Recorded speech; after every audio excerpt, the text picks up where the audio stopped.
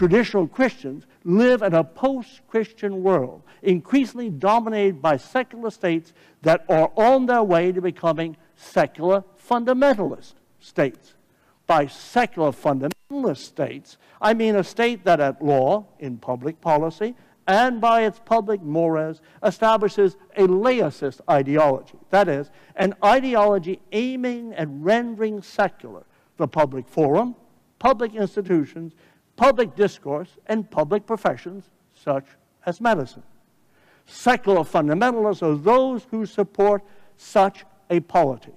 Among other things, the secular fundamentalist state seeks to render it impossible for Christian physicians, healthcare professionals, hospitals, and other healthcare institutions to be able to refuse to practice medicine and provide healthcare in accord with anything but the secular ethos, save perhaps in a few limited circumstances. This secular ethos is secured by an emerging web of secular human rights that, through their gravitas, seek to shift the moral burden against traditional Christians by holding that the claims of selfless professionalism and of social justice can require violating obligations to God.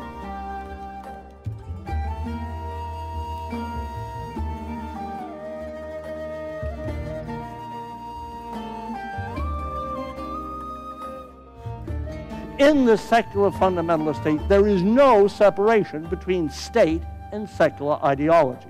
There is instead an aspiration in a totalizing fashion to define public life and the public professions, including medicine and other healthcare professions, in terms of purported secular obligations, so as to force such professionals either to act against their obligations as Christians or to leave their profession.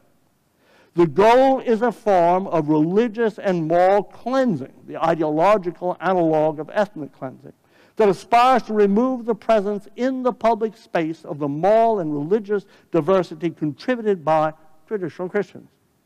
Unlike formal right constitutions, such as the American Constitution of 1787, that eschew claims of human equality, human rights, human dignity, and social justice, the secular fundamentalist state is the secular equivalent of a religious fundamentalist state.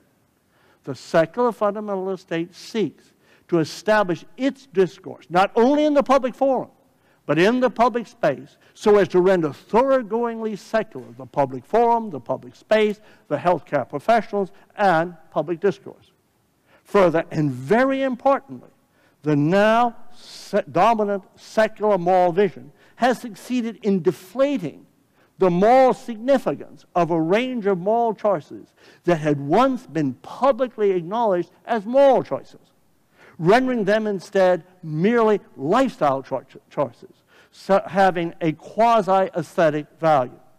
The deflation of traditional morality renders choices regarding the sex of one's sexual partners, abortion, physician-assisted suicide, euthanasia, from being morally significant choices into being merely personal or lifestyle choices, as long as these decisions affirm the equality and liberty of others. That is, as long as secular human dignity and social justice are endorsed.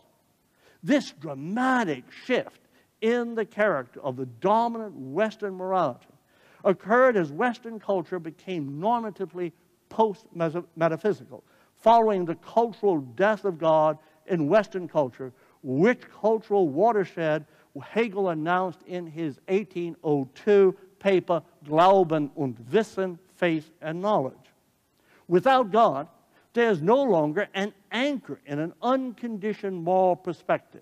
Instead, there is no perspective beyond the socially and historically constructed perspective of particular narratives and their speakers' narrators. All comes to float within the horizon of the finite and the immanent in the space of social historical construction. In other words, all reality is what we make it to be. You can tell that when you've met a truly postmodern person, they will say, well, this is true for me, it may not be true for you. Or that's my narrative, or that's my tradition.